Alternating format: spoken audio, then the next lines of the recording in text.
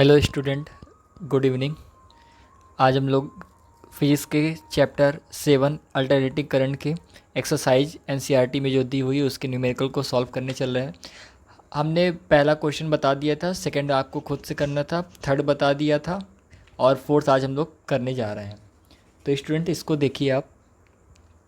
Uh 60 microfarad capacitor is connected with 110 volt 60 hertz AC supply. Find RMS value find करनी है हमें। Hindi medium वालों के लिए अगर 60 माइक्रोफैरड का एक संधारित्र लगा हुआ है 110 वोल्ट और जिसकी फ्रिक्वेंसी है, जिसकी आवृत्ति है 60 हर्ट्ज, तो हमें क्या करना है, आरएमएस को फाइंड करना है। तो चलिए हम लोग करते हैं इसको। तो आपको पता होगा कि जब हम लोग फाइंड करते हैं तो आई फाइंड करने के लिए हमारे पास क्या ज़रूरी है। सबसे पहले आई फाइंड करने के लिए हमारे पास होना चाहिए V/R, ठीक है, ये होता है ओम्स लॉ। तो लेकिन जब हम लोग एसी सर्किट में आते हैं तो यही R किस में कन्वर्ट हो जाता है, ये कन्वर्ट हो जाता है R रिएक्टेंस में कन्वर्ट हो जाता है। अगर सिर्फ आपकी कैपेसिटर कनेक्टेड है तो रिएक्टेंस में कन्वर्ट हो जाएगा। अब अगर आपका सिर्फ इंडक्टर कनेक्टेड है तो वो रिएक्टेंस में कन्वर्ट हो जाएगा। लेकिन अगर कैपेसिटर और इंडक्टर साथ में आ जाए, रजिस्टर और कैपेसिटर, रजिस्टर और इंडक्टर, या तीनों एक साथ कनेक्ट हो जाए तो वो क्या कहलाएगा, इम्पीडेंस कहलाएगा। ठीक है ना। तो हम लोग इसको लिख सकते हैं IRMS equal to applied voltage, जिसको कहते हैं VRMS, जो दिया हुआ है। मैंने बताया था पिछली क्लास में भी कि जो आपको वैल्यू दी होगी वो हमेशा IRMS वैल्यू ही दी होगी। और फिर इधर आ जाएगा XC आ जाएगा। क्यों? क्योंकि यहाँ सिर्फ कैपेसिटर कनेक्टेड है। अब हमें XC की वैल्यू पता होनी चाहिए। तो XC इक्वल टू क्या होता है, 1/ωc।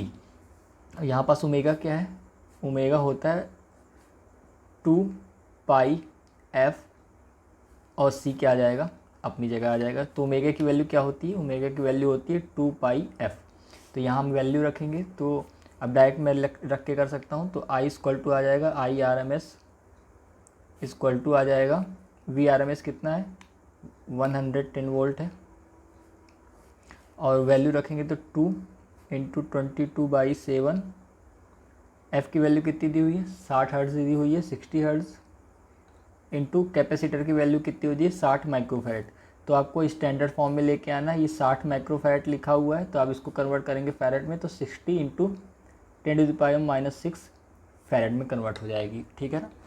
चलिए अब इसको अगर सॉल्व करते हैं तो क्या आ जाएगा, यहाँ आ जाएगा 60 × 10⁻⁻6। अब ये आपको सॉल्व करना है। अगर इसको आप सॉल्व करते हैं तो आपको क्या मिलेगा, जैसे कि ये कट जाएगा, 1 0 से ये गया और 11 2 ये आ जाएगा, तो चला जाएगा।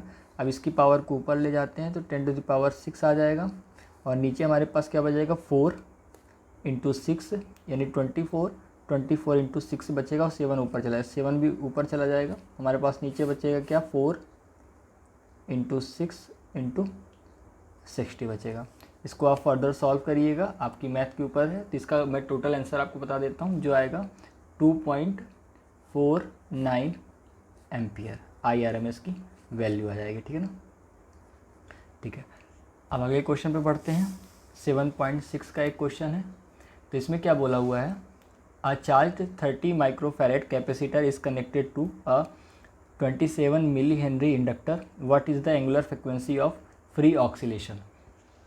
वैसे आपके चैप्टर से इस बार LC सर्किट हटा हुआ है, लेकिन फिर भी ये क्वेश्चन अगर दिया हुआ है तो हमको इस पर डिस्कशन करना है। तो ये याद रखिएगा, आप कभी भी अगर आपको कभी भी कह देता है आपको एंगुलर फ्रिक्वेंसी ज्ञात करना है, ठीक है ना, एंगुलर फ्रिक्वेंसी फाइंड करना है, जिसे अनुनादी आवृत्ति भी कहते हैं हिंदी वालों के लिए, अनुनादी आवृत्ति। तो इसकी एक कंडीशन होती है, ये सिर्फ कब आता है, ये भी मैं एक कंडीशन बता देता हूँ कि रेजोनेंस फ्रिक्वेंसी आपकी कब आती है। रेजोनेंस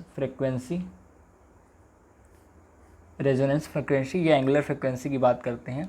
तो जब आपका कभी ऑक्सीलेशन होगा ना, तब आपकी एंगुलर फ्रिक्वेंसी आएगी या ऑक्सीलेशन, ये रेजोनेंस फ्रिक्वेंसी आएगी।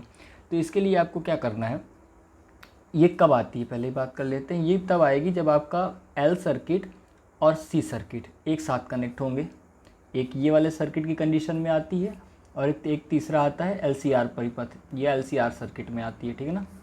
यानी इसके लिए बेसिक रिक्वायरमेंट क्या है, इसके लिए बेसिक रिक्वायरमेंट है आपका L और C होना ही चाहिए, ठीक है ना। L और C दोनों होने चाहिए। और फिर तीसरी कंडीशन क्या है, तीसरी कंडीशन ये है कि आपका जो L है और C है, L और C है, तो इसके जो इम्पीडेंस होते हैं ना वो बराबर होने चाहिए। जैसे इसके लिए जो कंडीशन आती है वो आती है omega L is equal to 1 omega C, ये होना चाहिए। फिर इसी को जब फर्दर सॉल्व करते हैं तो क्या हो जाएगा, ओमेगा स्क्वायर को यहाँ ले जाएंगे, L को नीचे ले जाएंगे, तो ओमेगा स्क्वायर इक्वल टू आ जाता है LC, और फिर यही ओमेगा इक्वल टू आ जाता है 1/√LC। ये आपका आ जाता है एंगुलर फ्रिक्वेंसी का फॉर्मूला। यही आपको फाइंड करना है। तो क्या दिया हुआ है आपको क्वेश्चन में, देखिए क्वेश्चन में आप देखिए दिया हुआ आपको 30 माइक्रोफैरेड का कैपेसिटर है और 27 मिली हेनरी का इंडक्टर लगा हुआ है। आपसे क्या पूछा है, एंगुलर फ्रिक्वेंसी। एंगुलर फ्रिक्वेंसी यानी ओमेगा। अगर फ्रिक्वेंसी पूछा होता तो हम इसको 2 पाई, यहाँ 2 पाई एफ करते। अगर आपसे सिर्फ फ्रिक्वेंसी पूछी होती और यहाँ आ जाता 2 पाई आ जाता। मैं लिख देता हूँ, अगर आपसे फ्रिक्वेंसी पूछता तो ये क्या आ जाता 1/2 पाई √LC। ये क्यों हो जाता है, क्योंकि ओमेगा इक्वल टू क्या होता है 2 पाई एफ होता है, तो 2 पाई नीचे चला जाता है। तो हम लोग इसको सॉल्व करेंगे तो क्या आएगा, तो ओमेगा हमको फाइंड करना है डायरेक्ट, तो मैं डायरेक्ट लिख सकता हूँ 1/√LC। तो इसकी वैल्यू आप पुट कीजिए तो आपको आ जाएगा √30 माइक्रोफैरेड दिया हुआ है, तो इसको हम लोग स्टैंडर्ड फॉर्म में कन्वर्ट करेंगे 30 माइक्रोफैरेड को। अच्छा ये क्या, इंडक्टर को 27 मिली हेनरी को, तो 27 मिली है तो 10⁻³ आ जाएगा, इंटू 30 माइक्रोफैरेड है तो 30 इंटू 10⁻⁻6 आ जाएगा।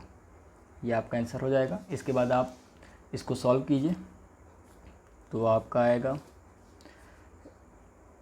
ये आ जाएगा आपका 6 3 9 हो जाएगा। इसको आप फर्दर सॉल्व कीजिए तो क्या आ जाएगा, 27 इंटू 30 करेंगे तो आपको आ जाएगा √8 110 इंटू 10⁻⁻9 आ जाएगा। आप इसको अगर लेंगे तो क्या आ जाएगा, आप इसको थोड़ा और सॉल्व करेंगे तो ये आ जाएगा 81 इंटू 10⁻10 आ जाएगा। 81 इंटू 10 मैंने इसको अलग कर लिया है, और ये आ जाएगा 10⁻⁻9। तो ये फर्दर सॉल्व करेंगे तो 81 किसका स्क्वायर रूट होता है, ये होता है 9 का, और ये हो जाएगा 10⁻1 -9 हो जाएगा, तो आ जाएगा -8। और -8 को जब बाहर निकालते हैं तो ये याद रखिए कि जब पावर अंडर रूट में होती है तो क्या हो जाती है, हाफ हो जाती है। तो ये आ जाएगा 10⁻⁻4 आ जाएगी। आप इसको फर्दर सॉल्व करेंगे तो आ जाएगा 1.11 इंटू 10⁻3 रेडियन पर सेकेंड। यूनिट याद रखिएगा, ठीक है ना, एंगुलर फ्रिक्वेंसी की यूनिट इंपॉर्टेंट है। तो ये आपका आंसर आ जाएगा, ठीक है। अब नेक्स्ट क्वेश्चन पे अगर चलते हैं तो नेक्स्ट क्वेश्चन आपको दिख रहा होगा, आप अपनी स्क्रीन पे भी देख लीजिए, बुक में भी देख लीजिएगा। मैं सिर्फ गिवन डेटा लिख देता हूँ। तो इसमें ये कहा गया है, मैं इसका कंक्लूज़न बता देता हूँ कि आपका एक रजिस्टर, इंडक्टर और कैपेसिटर की एक सर्किट लगी हुई है, और उसमें वेरिएबल वोल्टेज क्या दिया हुआ है, 200 वोल्ट दिया है, कुल मिला के AC सप्लाई दी हुई है। और उसने पूछा है कि आपका जो करंट होगा वो कितनी होगा अगर आपकी जो फ्रिक्वेंसी है वो न्यूट्रल फ्रिक्वेंसी हो जाती है या नेचुरल फ्रिक्वेंसी हो जाती है।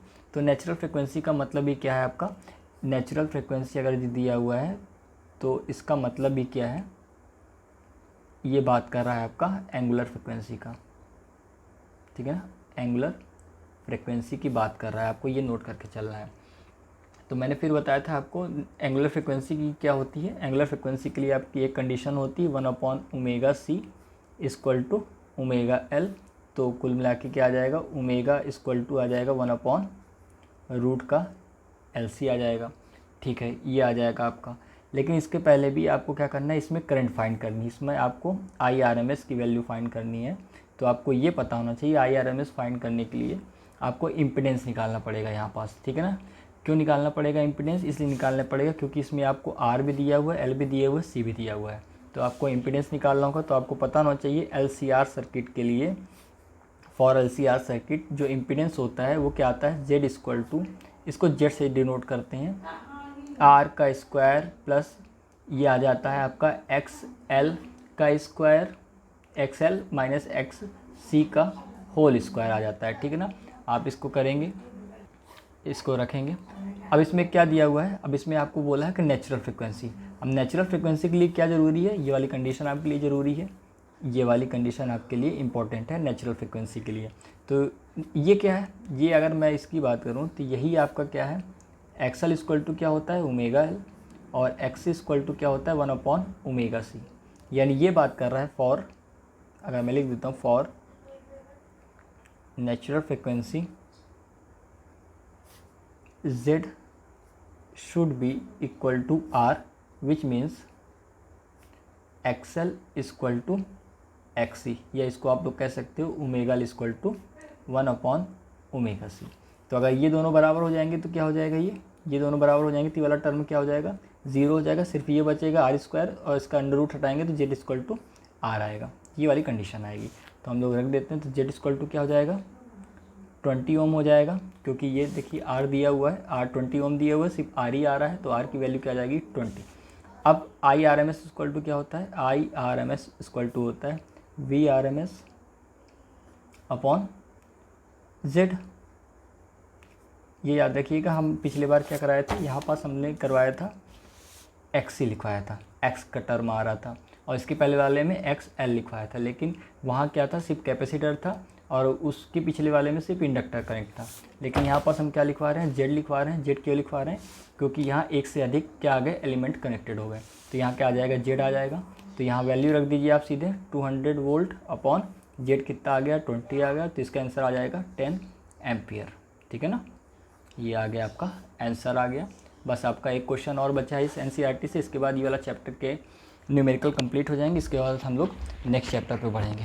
ठीक है, अगर आपको कोई प्रॉब्लम होगी तो मुझे कमेंट करके बताइए, मैं उसको सॉल्व करने की कोशिश करूँगा। Thank you.